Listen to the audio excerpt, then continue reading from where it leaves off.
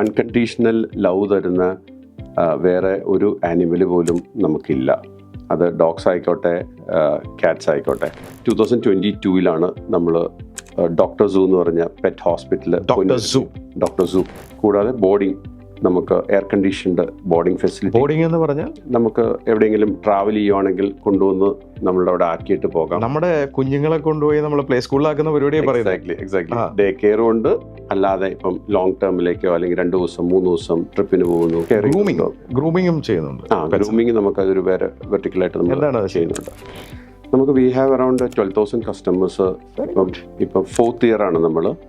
We have around 12,000 customers. ഏറ്റവും വലിയ facility ഉള്ള ഹോസ്പിറ്റൽ നിങ്ങളുടെയാണ്. നമ്മുടെ സെലിബ്രിറ്റികളൊക്കെ അവിടെ പെറ്റ്സുമായിട്ട് വരാറുണ്ട്. അനൂപ് മേനോൻ, ലാലേട്ടൻ്റെ പെറ്റ്സ്, പൂർണിമ ഇന്ദ്രജിത്ത്, മമത മോഹൻദാസ്, അങ്ങനെ ഒത്തിരി പേര്. ഫഹദ് ഫാസിലിന്റെ ഫഹദിന്റെ വരുന്നുണ്ട്. അപ്പൊ അങ്ങനെ ഒത്തിരി പേര് ഉണ്ട്. എന്തൊക്കെ തരം പെറ്റ്സുകളാണ് ഇന്ന് നമുക്ക് മാർക്കറ്റിൽ ആൾക്കാർ? ഏറ്റവും കൂടുതൽ ഡോഗ്സും ക്യാറ്റ്സും ആണ്. അത് കഴിഞ്ഞാലാണ് പിന്നെ ബേർഡ്സ് ഉള്ളത്. ബേർഡ്സ് കഴിഞ്ഞാൽ പിന്നെ ഇഗ്വാന, അങ്ങനെയുള്ള സ്നേക്സ്. ലുക്ക് വൈസ് നമുക്ക് പ്രീമിയം ആണെങ്കിലും നമ്മുടെ പ്രൈസിങ്ങും കോസ്റ്റിംഗ് എല്ലാം വളരെ മിനിമലായിട്ടാണ് നമ്മൾ ചെയ്തിരിക്കുന്നത്. നമുക്ക് 300 റുപ്പീസേ ഉള്ളൂ നമ്മുടെ കൺസൾട്ടേഷൻ ചാർജസ് നമ്മൾ ഫിക്സ് ചെയ്തിരിക്കുന്നത്. പൊതുവേ അവിടെ വരുന്ന കസ്റ്റമേഴ്സ് പറയുന്നത് എന്താണ്? ഒരു പെറ്റ് ഹോസ്പിറ്റൽ ആയിട്ട് നമുക്ക് ഫീൽ ചെയ്യുന്നില്ല. വന്ന് കയറുമ്പം നമ്മുടെ ഒരു നോർമൽ ഹോസ്പിറ്റൽ പോലെ തന്നെയാണ്. അത്രയും ക്ലീൻ ആൻഡ് നീറ്റാണ്.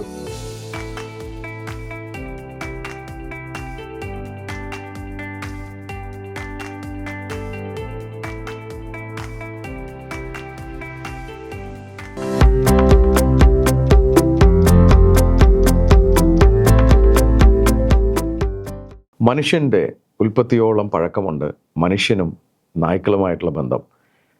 നമ്മുടെ ഗുഹമനുഷ്യരെയൊക്കെ ശ്രദ്ധിച്ചാൽ അവരുടെ കൂടെ ഒരു നായയുടെ ചിത്രം പോലും ഉണ്ടാവാം എന്നെനിക്ക് തോന്നുന്നു. പെറ്റ്സ് ഇന്ന് പലരുടെയും ജീവിതത്തിൻ്റെ ഒരു വലിയ ഭാഗം തന്നെയാണ്. ഒരു കർമ്മമേഖല കണ്ടെത്തി അതിലൊരു ബിസിനസ് തുടങ്ങി അത് വിജയിപ്പിച്ച ഒരു സംരംഭകനാണ്. എൻ്റെ വളരെ അടുത്ത സുഹൃത്തു കൂടിയാണ് ഇന്ന് സ്പാർക്കിൻ്റെ ഈ ഹോട്ട് സീറ്റിൽ. ഹായ്, ഞാൻ Shameem Rafeeq, corporate trainer, business coach. സ്പാർക്കുള്ള ഒരു പുതിയ എഡിഷനിലേക്ക് സ്വാഗതം. പെറ്റ്സുകളെ സ്നേഹിക്കുന്നവർ നിരവധിയാണ്.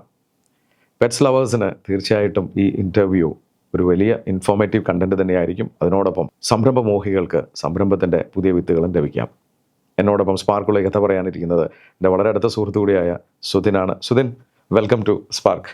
Thank you Shameem. സുധിൻ വളരെ അടുത്തറിയാവുന്ന, വളരെ അടുത്ത ഒരു സുഹൃത്ത് എന്ന നിലയ്ക്ക് വർഷങ്ങൾ മുമ്പേ ഈ ഹോട്ട് സീറ്റിൽ കൊണ്ടുവന്ന് ഇരുത്തേണ്ട ഒരാളാണ്. എന്നിരുന്നാലും താങ്കളുടെ ഒരു പുതിയ കർമ്മമേഖല അത് നന്നായി വിജയിച്ചു എന്നറിയുന്നതിൽ വളരെ സന്തോഷം. താങ്കളുടെ നാട് എവിടെയാണ്?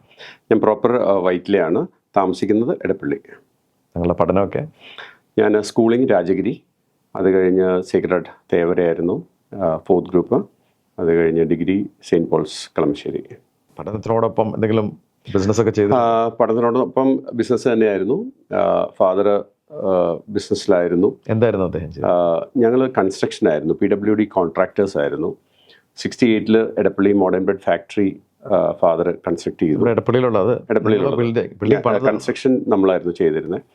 അതിനുശേഷം ഫാദർ കൺസ്ട്രക്ഷൻ എല്ലാം സ്റ്റോപ്പ് ചെയ്ത് പപ്പ നേരെ ഡിസ്ട്രിബ്യൂഷനും അതിൻ്റെ ട്രാൻസ്പോർട്ടേഷനും ഒക്കെ ആയിട്ട്.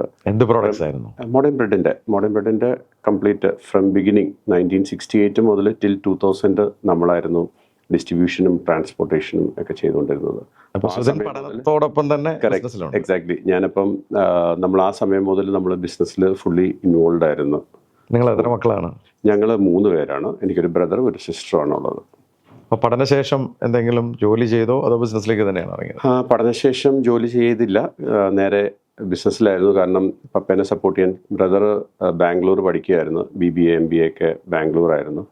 അപ്പോൾ അതുകൊണ്ട് തന്നെ ഞാനായിരുന്നു പപ്പയുടെ കൂടെ ഹെൽപ്പ് ചെയ്യാൻ വേണ്ടിയിട്ടുള്ള ആള്. അപ്പം അങ്ങനെ ഞാൻ ഫുൾ ടൈം ബിസിനസ്സിൽ തന്നെയായിരുന്നു. അപ്പോൾ ആദ്യമൊക്കെ ഡിസ്ട്രിബ്യൂഷൻ അത് തന്നെയാണ്?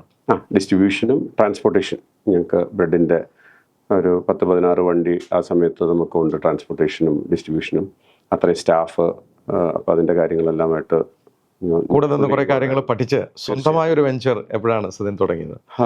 ഞാൻ 2002 എയർടെൽ ഇവിടെ ലോഞ്ച് ചെയ്ത സമയത്ത് നമ്മളുടെ പ്രീപെയ്ഡിൻ്റെ എറണാകുളം ഡിസ്ട്രിബ്യൂട്ടറായിട്ടാണ് ഫസ്റ്റ് എൻ്റെ ഒരു ഓൺ വെഞ്ചറിന് പറയാനായിട്ട് ഉള്ളത്. ഒറ്റയ്ക്കായിരുന്നു തുടങ്ങി?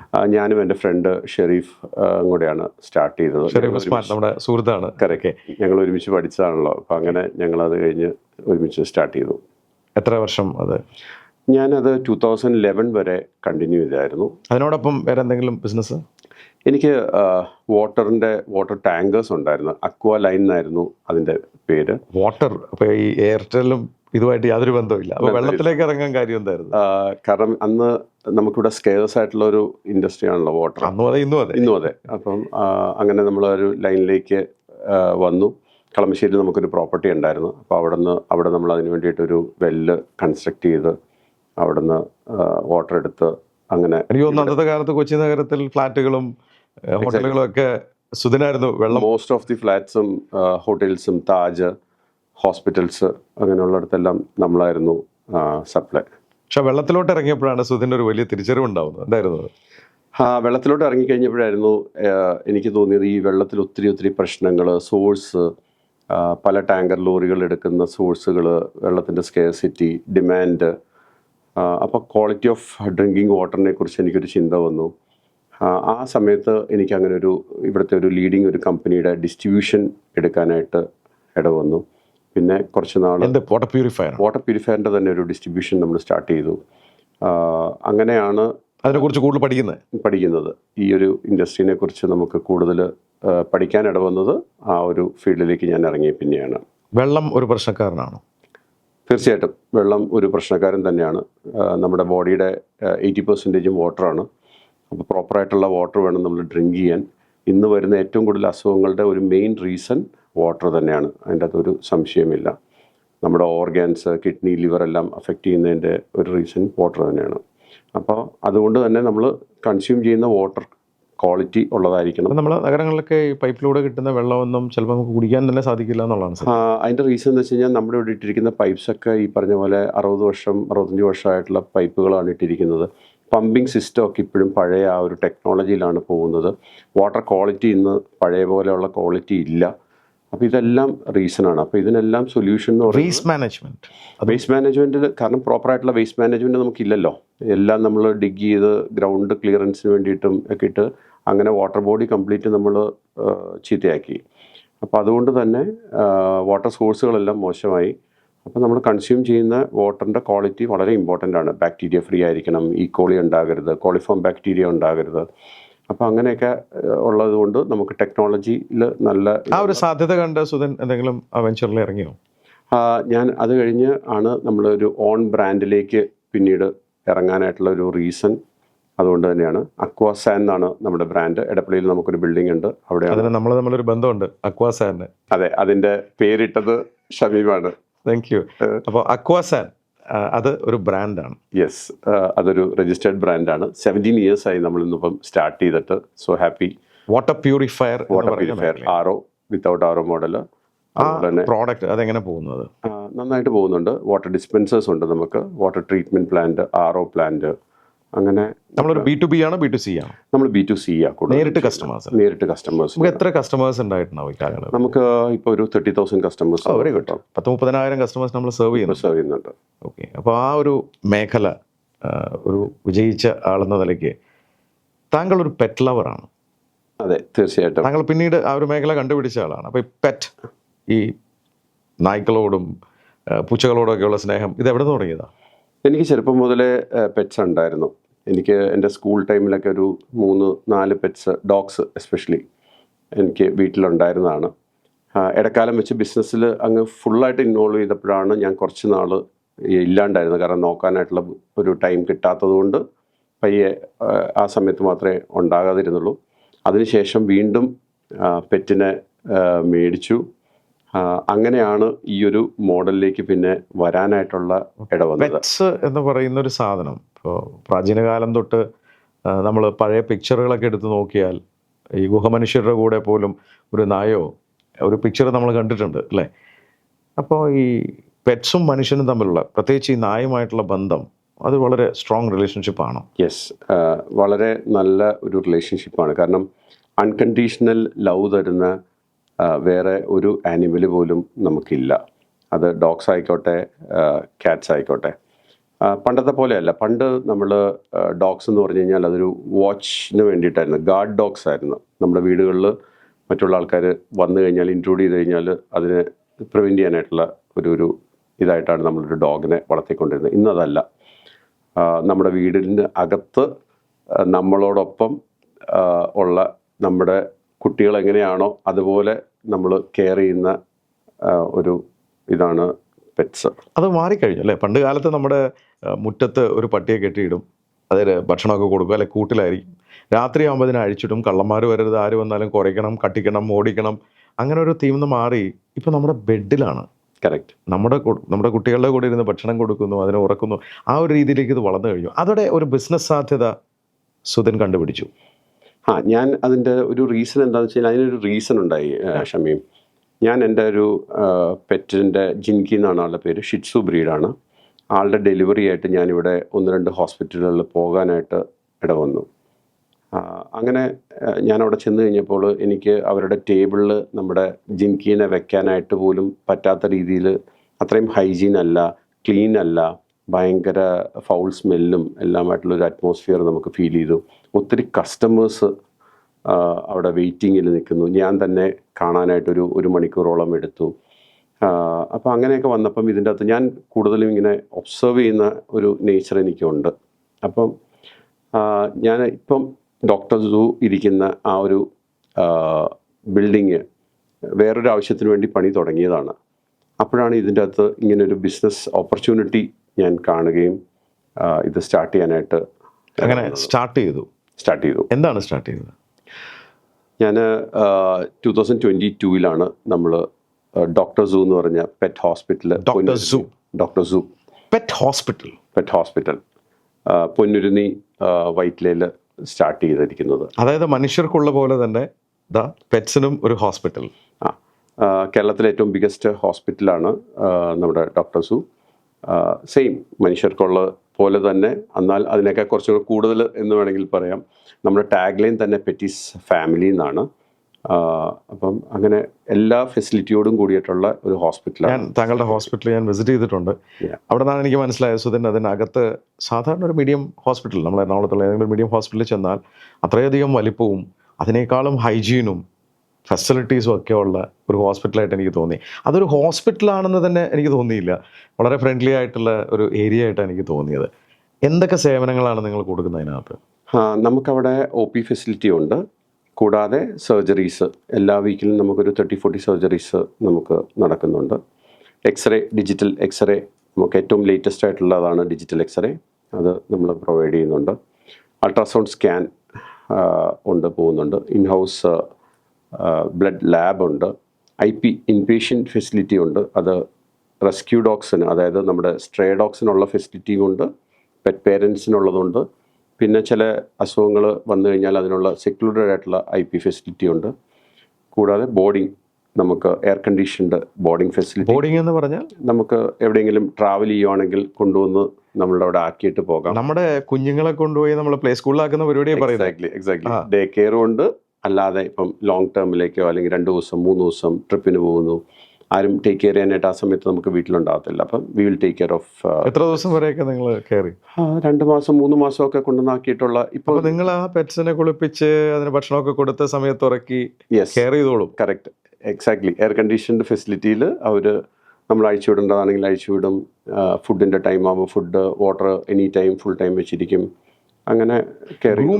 ഗ്രൂമിങ്ങും ചെയ്യുന്നുണ്ട്. ഗ്രൂമിങ് നമുക്കതൊരു വേറെ വെർട്ടിക്കലായിട്ട് നമ്മൾ ചെയ്യുന്നുണ്ട്.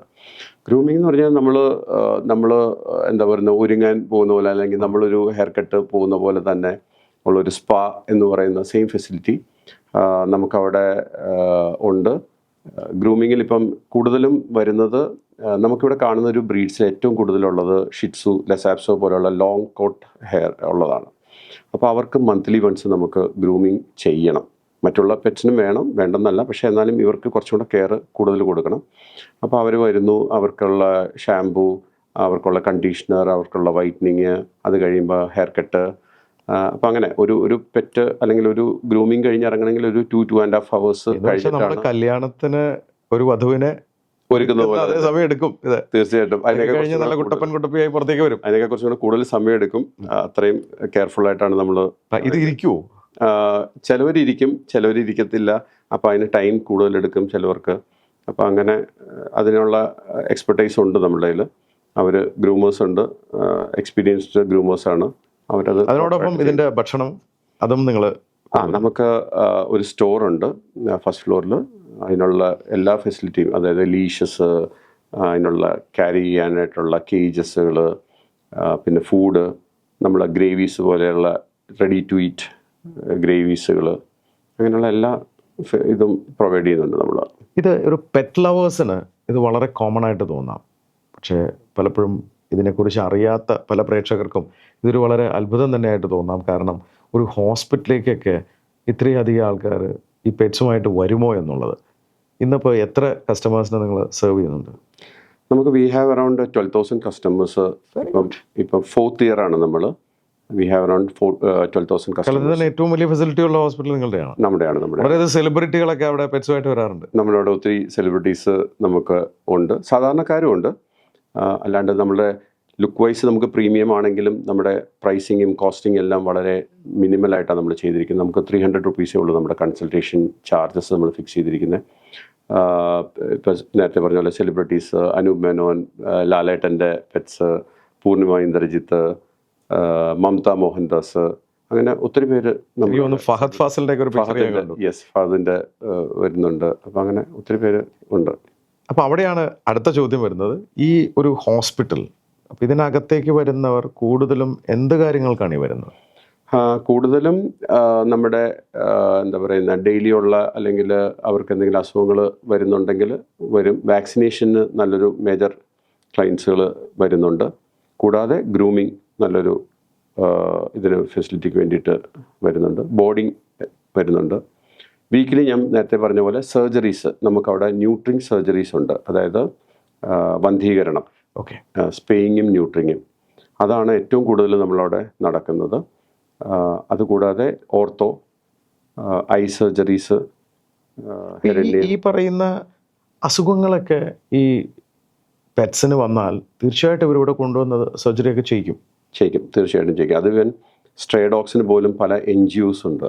ആ NGOസും നമ്മൾ വിചാരിക്കും ഇത്രയും ടേക്ക് കെയർ ചെയ്യുന്ന ഒത്തിരി NGOs നല്ല ഒരു വന്ധീകരണ ശസ്ത്രക്രിയ മാത്രമല്ല അവിടെ വരുന്നത്. അല്ലാതെയുള്ള കേസുകൾ, ആക്സിഡൻറ്റ് കേസസ്. അപ്പോൾ അതിന് ഓർത്തോ സർജറി ചെയ്യണം. കാലൊടിയുക, കൈയൊടിയുക, അങ്ങനെ സ്പൈനിൻ്റെ ഇഷ്യൂസ് വരിക. എനിക്ക് തോന്നുന്നു പല സാഹചര്യങ്ങളും ഉണ്ടായിട്ടുണ്ട്. ഒരു സ്ട്രേ ഡോഗിനെയൊക്കെ അല്ലേ വന്ന് രക്ഷപ്പെടുത്തിയിട്ടുണ്ട്. പിന്നെ ഒത്തിരി സ്ട്രേ ഡോഗ്സുകൾ നമ്മൾ വന്നിട്ട് അവിടെ നമ്മുടെ ട്രീറ്റ്മെൻറ്റിൽ, സ്ട്രേ ഡോഗ്സ് തന്നെ അല്ല, നമ്മൾ ഒരു റീസണബിൾ ഒരു പ്രൈസിങ് സ്ട്രേ ഡോഗ്സിന് നമ്മൾ ചെയ്തിട്ടുണ്ട്. ആ ഒരു പ്രൈസിങ്ങിലാണ് അവരുടെ ട്രീറ്റ്മെൻറ്റും കാര്യങ്ങളും എല്ലാം പോകുന്നത്. തിരിച്ച് പെറ്റ്സിലേക്ക് വരാം. ഈ പെറ്റ്സ്, നമ്മൾ പുറത്ത് കിടന്നിരുന്ന പെറ്റ്സിനെ അകത്തെടുത്ത് കിടത്തുമ്പോൾ ഒരു ചോദ്യം വരും, ഇത്രയ്ക്ക് ലവിങ്ങും കെയറിങ്ങും ആണോ ഈ പെറ്റ്സ്? തീർച്ചയായിട്ടും ഷമീം, അൺകണ്ടീഷണൽ ലവ് തരുന്ന വേറെ ഒരു ആനിമലും നമുക്ക് ഇല്ല. അത് ഡോഗ്സ് ആയിക്കോട്ടെ, ക്യാറ്റ്സ് ആയിക്കോട്ടെ, അതുപോലെ തന്നെ എക്സോട്ടിക്സ് പെറ്റ്സ് എന്ന് പറയുന്നത് നമ്മുടെ മക്കാവ് പോലുള്ള ടൈംഡ് ആയിട്ടുള്ള, അങ്ങനെ ഇപ്പം കുട്ടികൾക്ക് ഇപ്പം വേറെ രീതിയിലേക്ക് ഇപ്പം നമുക്കിവിടെ സ്നേക്സ് ഉണ്ട്. ഇല്ലീഗൽ അല്ല, നമ്മൾ ഇമ്പോർട്ട് ചെയ്ത് വരുന്ന പെറ്റ്സുകൾ ഇല്ലീഗൽ അല്ല. അതായത് ഒരു മഞ്ഞ കളർ, വൈറ്റ് കളറിൽ. അതെ, അങ്ങനത്തെ. എന്ത് സ്നേക്കാണ്? പൈത്തൻ പോലെയുള്ള മിനിയേച്ചർ. അപ്പോൾ ഇത് ഉപദ്രവകാരിയല്ലേ? ഒട്ടുമല്ല. നമ്മൾ ഫുഡ് കൊടുക്കുമ്പോൾ മാത്രം കഴിക്കും. അങ്ങനെ വളരെ സൈലന്റ് ആയിട്ട് ടൈംഡും ആണ്. വേറെ അറ്റാക്കിങ് അങ്ങനത്തെ ഇതൊന്നും ഇല്ല. എന്തൊക്കെ തരം പെറ്റ്സുകളാണ് ഇന്ന് നമുക്ക് മാർക്കറ്റിൽ ആൾക്കാർ? ഏറ്റവും കൂടുതൽ ഡോഗ്സും ക്യാറ്റ്സും ആണ്. അത് കഴിഞ്ഞാലാണ് പിന്നെ ബേർഡ്സ് ഉള്ളത്. ബേർഡ്സ് കഴിഞ്ഞാൽ പിന്നെ ഇഗ്വാന, അങ്ങനെയുള്ള സ്നേക്സ്, അങ്ങനെയുള്ള എക്സോട്ടിക്സ്. അതാണ് ഈ ഫ്ലൈങ് മക്കാവ്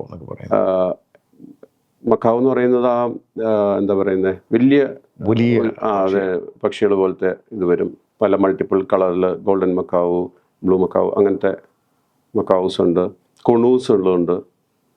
പിന്നെ ഗ്രേ പാരറ്റ്, നമ്മുടെ നാടൻ തത്തകൾ സംസാരിക്കുന്നതിനേക്കാൾ നന്നായിട്ട് സംസാരിക്കുന്നതാണ് ഈ ഗ്രേ പാരറ്റ്. നമുക്ക് നാടൻ തത്തേനെ വളർത്താൻ പാടില്ല, അത് ഇല്ലീഗലാണ്. ഇല്ലീഗലാണ്. നമ്മുടെ നാടൻ ഈ മലമ്പാമ്പിനെ ഒന്നും പിടിച്ച് ഒന്നും നമുക്ക് വളർത്താൻ പാടില്ല. പക്ഷേ ഇമ്പോർട്ടഡ് അലൗഡ് ആണ്. എല്ലാം അലൗഡ് ആണ്. നമ്മളോട് താങ്കൾ പറഞ്ഞ പോലെ ഒരു ഡോഗ്, അതിൻ്റെ സ്നേഹം അതെങ്ങനെയാണ് അത് പ്രകടിപ്പിക്കുന്നത്? ഇവരുടെ സ്നേഹം എന്ന് പറയുന്നത് കഴിഞ്ഞാൽ, ഞാനിപ്പം പറയുകയാണെങ്കിൽ, നമ്മൾ വൈകുന്നേരം വീട്ടിലോട്ട് ചെന്ന് കയറി കഴിഞ്ഞാൽ എനിക്ക് 4 പേരുണ്ട്. 2 ലാബും 2 ഷിറ്റ്സും ഉള്ളത്. ലാബ് താഴത്ത് നമ്മുടെ കെന്നലിലാണ് ഇട്ടിരിക്കുന്നത്. അപ്പോൾ അവരെ ചെന്ന് കണ്ട് അവരെ ഒന്ന് പാറ്റ് ചെയ്തിട്ട് ഞാൻ പിന്നെ അപ്പോഴേക്കും എൻ്റെ ഗേറ്റ് തുറക്കുന്ന സൗണ്ട് കേൾക്കുമ്പോൾ തന്നെ ഇവർ കുരച്ചു തുടങ്ങും. അത് കഴിഞ്ഞ് അകത്തോട്ട് കയറുന്നതിന് മുമ്പ് വെൽക്കം ചെയ്യാൻ നിൽക്കുന്നത് തന്നെ നമ്മുടെ 2 ഷിറ്റ്സൂസാണ്. ഭാര്യയല്ല. അല്ല. അപ്പോൾ പിള്ളേർ വന്നിട്ട് പറയും, അപ്പം ഞങ്ങളും നിൽപ്പുണ്ട് ഇവിടെ സൈഡിൽ. പക്ഷേ ഇവരുടെ അടുത്ത് നമ്മളൊരു 5 മിനിറ്റ് അവരായിട്ട് നമ്മളൊന്ന് കളിച്ച് കഴിയുമ്പോഴേക്കും നമ്മുടെ ആ ഹോൾ ഡേയുടെ സ്ട്രെസ്സ് കംപ്ലീറ്റ് അങ്ങ് റിലാക്സ് ആവും. നമ്മുടെ ആ സ്ട്രെസ് കംപ്ലീറ്റ് പോയി നമ്മൾ ആ വീട്ടിലോട്ട് കയറുമ്പോൾ നമുക്ക് വീണ്ടും അവരുടെ സ്നേഹം പ്രകടിപ്പിക്കുകയാണ്. ഫ്രഷ് എനർജിയോട് കൂടിയിട്ടായിരിക്കും നമ്മൾ കയറുന്നത്. അവർ വന്ന് നമ്മളെ ഹഗ് ചെയ്ത് നമ്മുടെ മേത്തൊന്ന് ചാടിക്കേറി, അങ്ങനെയാണ്. കുറച്ചു നേരം കണ്ടില്ലെങ്കിൽ പോലും അവർ ആ സ്നേഹം പ്രകടിപ്പിക്കും. തീർച്ചയായിട്ടും. നമ്മൾ ഒരു 10 മിനിറ്റ് അല്ലെങ്കിൽ ഒരു അരമണിക്കൂർ പുറത്ത് പോയി തിരിച്ച് വീണ്ടും കയറി കഴിഞ്ഞാൽ ഇതേ സ്നേഹം തന്നെയാണ് വീണ്ടും തരുന്നത്. അപ്പം ഞാൻ പറയും, മേഡം ഞാൻ ഇപ്പോൾ പോയതല്ലേ ഉള്ളൂ, അത്രയും സ്നേഹമാണ്. എന്തുകൊണ്ടാണ് ഈ പെറ്റ്സിന്റെ സ്നേഹം ഇന്നത്രയ്ക്ക് വളരെ ഇമ്പോർട്ടൻസ് ആയി വന്നത്? അതിൻ്റെ അകത്ത് ഒരു റീസൺ ഞാൻ പറയുകയാണെങ്കിൽ, ഇന്ന് നമ്മുടെ വീടുകളിലൊക്കെ ആളുടെ എണ്ണങ്ങൾ കുറഞ്ഞു. കുട്ടികളെല്ലാവരും പുറത്ത് പോകാൻ തുടങ്ങി. നമ്മുടെ വീടുകളിലൊന്നും ആൾക്കാരില്ല. ഏജ്ഡ് ആയിട്ടുള്ളവർക്ക് എന്തെങ്കിലും ഒരു കമ്പാനിയൻ എന്നുള്ള രീതിയിൽ ഒരു പെറ്റ് ഇന്നൊരു മസ്റ്റാണ്. ഇന്നിപ്പം പെറ്റ് തെറാപ്പീസ് വരെയുണ്ട്. അപ്പോൾ അതിനെക്കുറിച്ച് ഞാൻ ഈ അടുത്തൊരു സൈക്കോളജിസ്റ്റുമായിട്ട് ഒരു ഇൻ്റർവ്യൂ നടത്തി. അതിൻ്റെ നമ്മുടെ ഇൻസ്റ്റയിലൊക്കെ അതിനെക്കുറിച്ച് എഴുതിയിട്ടുണ്ട് റൈറ്റപ്പിൽ. നമ്മുടെ അവിടെ വരുന്ന ചില കസ്റ്റമേഴ്സ് ഏജ്ഡ് ആയിട്ടുള്ളവർ ഗ്രൂമിങ്ങിനൊക്കെ കൊണ്ടുവരുമ്പം പറയും, സുധീര ഞാൻ ഇന്നിപ്പം എഴുന്നേക്കുന്നത് തന്നെ ഇവനുള്ളത് കൊണ്ടാണ്. കാരണം എന്തെങ്കിലും ഒന്ന് ചെയ്യാനായിട്ടുണ്ടല്ലോ എന്നുള്ളൊരു തോന്നൽ നമുക്കുണ്ട്. വർത്തമാനം പറഞ്ഞാൽ അല്ലെങ്കിൽ വിളിച്ചാൽ വരാനായിട്ട് ഒരാളുണ്ട്. അതിന് ഫുഡ് കൊടുക്കുക, അതിനെ നടത്താൻ കൊണ്ടുപോവുക, വൈകുന്നേരം ആയാലും അതുപോലെ തന്നെ വീണ്ടും നടക്കാൻ കൊണ്ടുപോവുക. അപ്പോൾ അങ്ങനെ നമ്മുടെ തന്നെ റുട്ടീൻ അതുമായിട്ട് മാച്ച് ചെയ്ത് പോകുന്ന രീതിയിൽ പെറ്റിനെ സംബന്ധിച്ചോളം നമ്മളാണ് അതിൻ്റെ ജീവിതം. എക്സാക്ട്ലി. തിരിച്ച് നമ്മുടെ ഒരു ജീവിതത്തിന്റെ ഭാഗവുമാണ്. അതിന്റെ സ്നേഹമാണ് അത് പ്രകടിപ്പിക്കുന്നത്. അതെ തീർച്ചയായും. പെറ്റ്സിൽ നമുക്ക് വീട്ടിനകത്ത് വളർത്താൻ അതിനെ ടോയ് പെറ്റ് എന്നാണ് പറയുക. അതെ, ടോയ് ബ്രീഡ്സ് എന്നാണ് പറയുന്നത്. ടോയ് ബ്രീഡ്സ് അല്ലേ? ഈ ടോയ് ബ്രീഡ്സിൽ നമുക്ക് ഡോഗ്സ് എന്തൊക്കെ ബ്രീഡ്സ് ഉണ്ട്? നമുക്ക് പൂഡിൽ ഏറ്റവും കൂടുതൽ ഇപ്പം കാണുന്നത് പൂഡിൽ, ഷിറ്റ്സു, ലെസാപ്സോ, പഗ്, ബീഗിള്. അല്ല, ഏറ്റവും കൂടുതൽ ഷിറ്റ്സൂസും ലെസാപ്സോസും. ശരിക്കും ഇത് പഴയ ഹച്ചിൻ്റെ ഒരു ആഡിലായിരുന്നു പഗ്. അതോടുകൂടിയാണെന്ന് തോന്നുന്നു എനിക്ക് ഇന്ത്യൻ വിപണി പഗ്ഗിന് വേണ്ടി വേണ്ടിയിട്ടൊന്ന് ആ സമയത്ത് ഉണ്ടായിരുന്നു. ഇന്ന് പഗല്ല. ഇന്ന് അതിന് പകരം ഷിറ്റ്സൂസ് ആണ് കൂടുതൽ. അതൊരു ചൈനീസ് ബ്രീഡാണ്. നല്ല ലോങ് കോട്ട്, നല്ല. എന്താണ് ഷിറ്റ്സുവിന്റെ പ്രത്യേകത? ഷിറ്റ്സു എല്ലാം ലോങ് ഹെയർ ആണ്.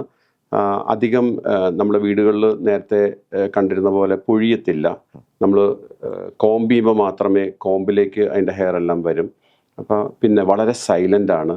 അങ്ങനെ കുരച്ച് അങ്ങനെ ബഹളങ്ങളൊന്നും ഉണ്ടാക്കത്തില്ല. വളരെ കാമായിട്ട് കിടക്കും.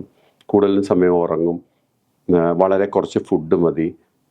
അങ്ങനെയുള്ള ബാക്കി നമുക്ക് കാറ്റ്സിലും എന്തൊക്കെ ബ്രീഡ്സ് ആണ്?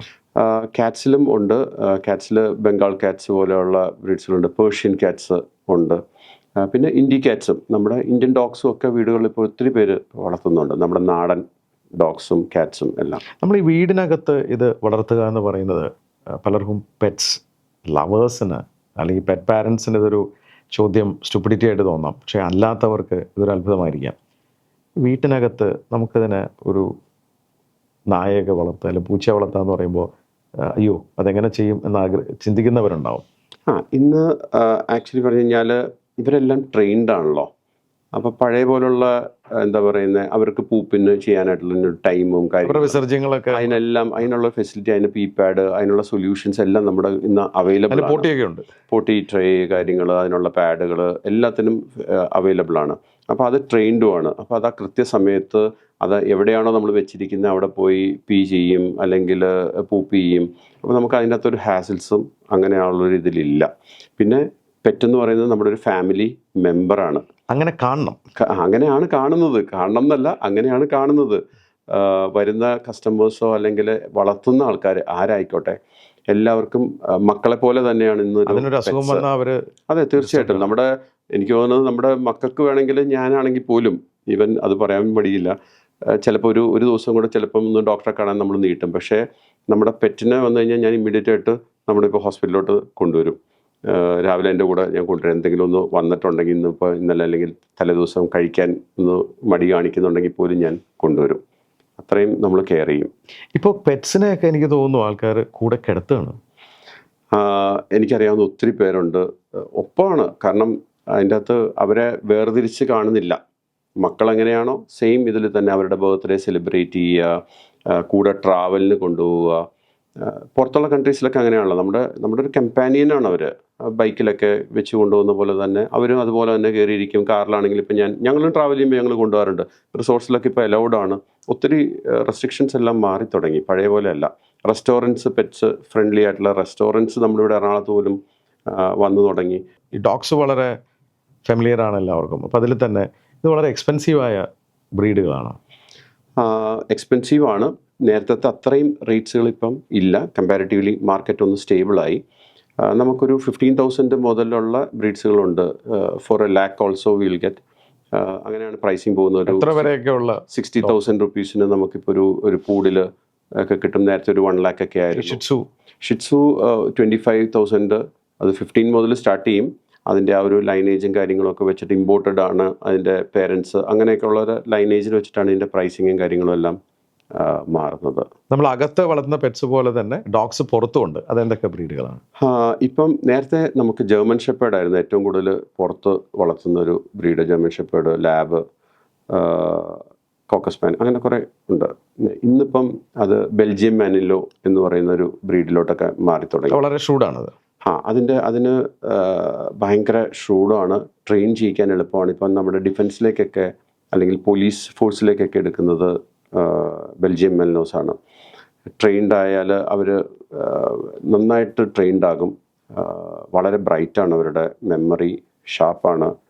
ഫൈൻഡിങ്സിന് എല്ലാത്തിനും ഒത്തിരി ഇൻവെസ്റ്റിഗേഷൻസിനൊക്കെ ഇപ്പം ഇവർ യൂസ് ചെയ്തിട്ട് കണ്ടുപിടിക്കാൻ പറ്റുന്നുണ്ട്. അസുഖങ്ങൾ കമ്പാരിറ്റീവ്ലി കുറവാണ്. അപ്പം ലാബും നല്ലൊരു ലാബ്രഡോർസ് എന്ന് പറയുന്ന അവരും ഇപ്പോഴും നന്നായിട്ട് ആൾക്കാർ യൂസ് ചെയ്യുന്നു. പണ്ട് കാലത്തൊക്കെ നമ്മുടെ വീടുകളിൽ വളർത്തിയിരുന്ന അൽസേഷനും പൊമേറിയനും എന്നൊക്കെയായിരുന്നു അല്ലേ? ആ കാലമൊക്കെ പോയി. പൊമേറിയൻ അല്ല, ആക്ച്വലി അത് സ്പിറ്റ്സ് ആണ്. ഈ പൊമേറിയൻ ഒരു ബ്രീഡുണ്ട്. അത് വളരെ ക്യൂട്ടാണ്. പൊമേറിയൻ ആണ് പറഞ്ഞുകൊണ്ടിരുന്നത്. അതൊരു കുഞ്ഞ് ഇതാണ് പൊമേറിയൻ എന്ന് പറയുന്നത്. ഈ പൂഡിൽ പോലെ ടോയ് പൂഡിൽസ് എന്നൊക്കെ പറയുന്ന പോലെയുള്ള ആ ഒരു ഇതിലാണ്. സ്പിറ്റ്സ് ആണ് അതിന് പറയുന്നത്. സ്പിറ്റ്സിൻ്റെ ആകെയുള്ളൊരു പ്രശ്നം എപ്പോഴും കുറച്ചുകൊണ്ടിരിക്കും. അതാണ് മാറി ഈ നമ്മുടെ ഷിറ്റ്സു ആ ഒരു ഇതിലേക്ക് വരാനായിട്ടുള്ള ഒരു റീസൺ. ഇവരധികം കുരയ്ക്കത്തൊന്നുമില്ല, വളരെ സൈലൻ്റ് ആണ്. ഇവരെ മെയിൻറ്റെയിൻ ചെയ്ത് കൊണ്ടുപോകുക, ഭക്ഷണം കൊടുക്കുക, ഇതൊക്കെ ഒരു ചിലവുള്ള കാര്യമാണോ? സാധാരണക്കാർക്ക് അഫോർഡ് ചെയ്യാൻ പറ്റുമോ? സാധാരണക്കാർക്കും എല്ലാവരും ഇപ്പം പെറ്റിനെ വളർത്തുന്ന നമ്മളുടെ അവിടെ വരുന്ന ഒത്തിരി പേരുണ്ട്. അഫോർഡബിൾ ആണ്. അഫോർഡബിൾ അല്ലാത്തല്ല. കാരണം പല പ്രൈസ് റേഞ്ചസിലുള്ള ഫുഡുകൾ ഇപ്പം അവൈലബിൾ ആണ്. പെറ്റ്സിൻ്റെ അകത്ത് കുറച്ച് പ്രശ്നം എന്താണെന്ന് വെച്ച് കഴിഞ്ഞാൽ കുറേ ഫുഡ്സുകൾ ഇമ്പോർട്ടഡ് ആണ് വരുന്നത്. അപ്പോൾ അതിൻ്റേതായ പ്രൈസിങ് അതിനാണ്. ഇപ്പോൾ ഞങ്ങളുടെ ഇവിടെ യൂസ് ചെയ്യുന്ന ഷാംപൂസൊക്കെ എന്ന് പറഞ്ഞാൽ എക്സ്പെൻസീവ് ഷാംപൂസാണ്. നമ്മുടെ വീട്ടിലേക്കുള്ള അല്ലെങ്കിൽ നമ്മൾ യൂസ് ചെയ്യുന്ന ഷാംപൂസിന് ഒരു 500 റുപ്പീസിൽ കൂടുതലൊന്നും നമ്മൾ സ്പെൻഡ് ചെയ്യുന്നില്ല. ഇവരുടെ ഷാംപൂസ് നമ്മൾ യൂസ് ചെയ്യുന്നതിനൊക്കെ ഒരു 3,500 റുപ്പീസ് പെർ ലിറ്റർ കോസ്റ്റ് വരുന്നതാണ്. അപ്പോൾ ഒരു ഗ്രൂമിങ്ങിന് കയറി കഴിഞ്ഞ് കഴിഞ്ഞാൽ നമുക്കതിന് ഷാംപൂയിങ് ചെയ്യും. വൈറ്റനിങ് ഉള്ളതാണെങ്കിൽ വൈറ്റനിങ് ചെയ്യണം. അത് കഴിഞ്ഞ് കണ്ടീഷണറും കഴിഞ്ഞിട്ടാണ് ഇറങ്ങുന്നത്. അപ്പോൾ അതുകൊണ്ടാണ് ഈ പ്രൈസിങ്ങിൻ്റെ ഒക്കെ ഡിഫറൻസ് വരുന്നത്. അത് ആവശ്യമുള്ളവർക്ക് ചെയ്യാം എന്നേ ഉള്ളൂ. ചെയ്യാം. അപ്പം പെറ്റിൽ ഫുഡും നമുക്ക് റേറ്റ് കുറഞ്ഞ ഫുഡ് സാധാരണക്കാർ പോലും ഇന്ന് അവൈലബിൾ ആണ്. പിന്നെ കുറേ പേര് കുക്ക്ഡ് ഫുഡ് കൊടുക്കും. അങ്ങനെ മൾട്ടിപ്പിൾ ഇതിലാണ് അവർ നോക്കുന്നത്. നമുക്ക് ഈ പെറ്റ്സ് എന്ന് പറയുമ്പോൾ ഇതും മനുഷ്യനുമായിട്ടുള്ള ബോണ്ടിങ് വലിയൊരു ബോണ്ടിങ് തന്നെയാണ്. ഇതിൻ്റെ ലൈഫ് സ്പാൻ നമ്മളൊരു 70+ ഒക്കെയാണ് മനുഷ്യൻ്റെ എങ്കിൽ ഇതിൻ്റെ ലൈഫ് സ്പാൻ കുറവാണ്.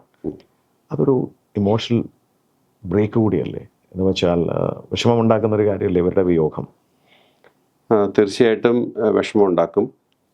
ഇവരുടെ ഒരു ലൈഫ് സ്പാൻ എന്ന് പറയുന്നത് ഒരു 13 years ഒക്കെ. അത് ഓരോ ഡിഫറെൻറ്റ് ബ്രീഡാണ്. ക്യാറ്റ്സിന് കുറച്ചും കൂടെ കൂടുതലുണ്ട്. ഇപ്പം നമുക്കവിടെ 18 ഇയേഴ്സ് ആയിട്ടുള്ള ഡോഗ്സ് വരെ നമ്മുടെ അവിടെ വരുന്നുണ്ട്. അപ്പം അത് നമ്മൾ കെയർ ചെയ്യുന്ന പോലെ ഇരിക്കും ഇവരുടെ ആ ഒരു ലൈഫ് സ്പാൻ. പിന്നെ ജനറ്റിക് ആയിട്ടുള്ള കുറേ കാര്യങ്ങളുണ്ട്. ഞാൻ കാണുന്ന ഒരു കാര്യം എന്ന് വെച്ച് കഴിഞ്ഞാൽ, ഒരിക്കൽ ഒരാൾ ഒരു പെറ്റിനെ വളർത്തി തുടങ്ങിയാൽ പിന്നെ ഒരിക്കലും വളർത്താണ്ടിരിക്കത്തില്ല. അപ്പോൾ ഇപ്പോൾ ഒരു പെറ്റ് ഡെത്തായാൽ പോലും പിന്നെ ഞാൻ കാണുന്ന കാഴ്ച എന്ന് വെച്ച് കഴിഞ്ഞാൽ, ഒരു മാസം കഴിയുമ്പോൾ അവർ അടുത്തൊരു പപ്പിയെയോ അല്ലെങ്കിൽ അവരൊരു അഡോപ്റ്റ് ചെയ്തതിനെയോ ആയിട്ട് വീണ്ടും വാക്സിനേഷനോ അല്ലെങ്കിൽ വേറെ എന്തെങ്കിലും കാര്യത്തിനായിട്ട് വരുന്നതായിട്ടാണ് കാണുന്നത്. ചിലപ്പം ഈ ഡെത്തായ പെറ്റിൻ്റെ പേരും ഒക്കെ ആക്കി തന്നെ ആയിരിക്കും പിന്നെയും അവർ വരുന്നത്. അപ്പം അതത് കണ്ടിന്യൂ ചെയ്ത് പോകും. അപ്പോൾ അവർക്ക് ആ സ്ട്രെസ്സ് പിന്നെയും കുറഞ്ഞു കിട്ടും. സുധിന് ഈ മേഖലയിൽ തന്നെ ഒരു ഡോഗ് ലവർ ആയതുകൊണ്ട് ഒരു പ്രശ്നം വന്നപ്പോൾ, അതായത് ഒരു സമൂഹത്തിലൊരു പ്രോബ്ലത്തിൻ്റെ സൊല്യൂഷൻ ആയിരിക്കണം നമ്മുടെ സംരംഭം എന്ന് പറയുന്ന അതിലേക്ക് വന്ന ഒരാളാണ്. പക്ഷെ അതിന്ന് കേരളത്തിലെ ഏറ്റവും വലിയൊരു പെറ്റ് ഹോസ്പിറ്റൽ എത്തി നിൽക്കുന്നു. ഇതൊരു ഹൈലി ഇൻവെസ്റ്റ്മെൻറ്റ് ഓറിയൻറ്റഡ് ബിസിനസ്സാണോ?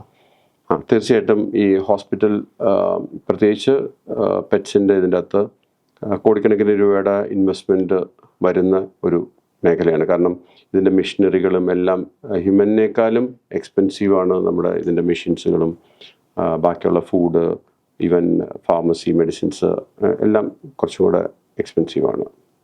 ഭാവി സ്വപ്നങ്ങൾ എന്താണ് ഡോക്ടർ സൂവിൻ്റെ? ഡോക്ടർ സൂ എക്സ്പാൻഷൻ പോവുകയാണ്. നമ്മുടെ ഇമ്മീഡിയറ്റ് ആയിട്ട് തന്നെ നമ്മുടെ ഒരു സെക്കൻഡ് ഹോസ്പിറ്റൽ ഇവിടെ കേരളത്തിൽ തന്നെ വരികയാണ്. Very good. അത് കഴിഞ്ഞിട്ട് വീണ്ടും ഒരു 3-4 ഹോസ്പിറ്റൽസും കൂടെ വിത്തിൻ കേരള തന്നെ നമ്മുടെ ഒരു പ്ലാനിലുണ്ട്. ഔട്ട്സൈഡ് സ്റ്റേറ്റും പൈപ്പ് ലൈനിലുണ്ട്.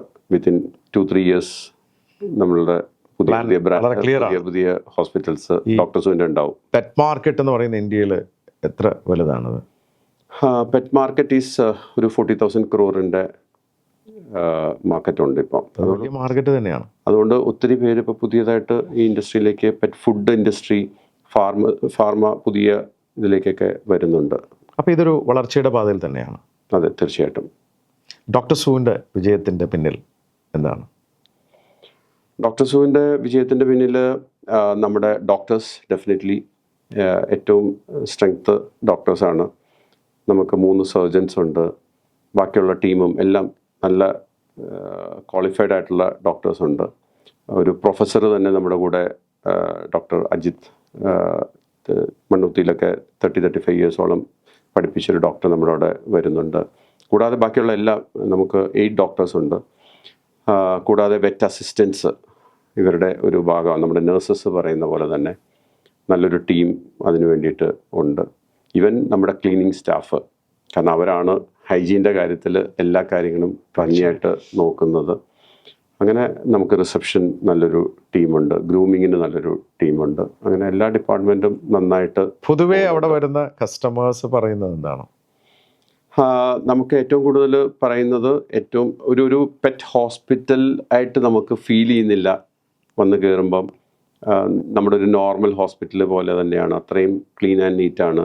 നല്ല ടീമുണ്ട് നമുക്ക്. നല്ല കെയറിങ് ആണ് എല്ലാവരും എന്നുള്ളതാണ് പറയുന്നൊരു അഭിപ്രായം. താങ്കളുടെ ഈ സംരംഭം വിജയിപ്പിച്ച പോലെ തന്നെ നമ്മളൊക്കെ എനിക്ക് തോന്നുന്നു 2003 തൊട്ട് വളരെ അടുത്ത സുഹൃത്തുക്കളാണ്. കൊച്ചിൻ നൈറ്റ്സ് എന്ന റോട്ടറി ക്ലബിലൂടെ ഒരു ഫാമിലി ആയവരാണ്.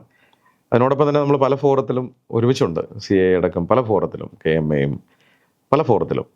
താങ്കൾ ഞാൻ വളരെ ആക്റ്റീവായിട്ട് സോഷ്യൽ ഫോറത്തിൽ എല്ലായിടത്തും കണ്ടിട്ടുണ്ട്. എനിക്ക് തോന്നുന്നു റോട്ടറിയുടെ ഈ വർഷത്തെ ഡിസ്ട്രിക്ട് ഡയറക്ടറാണ്. അതെ അതെ അല്ലേ? അതുപോലെ പല ഫോറത്തിലും ഉണ്ട്.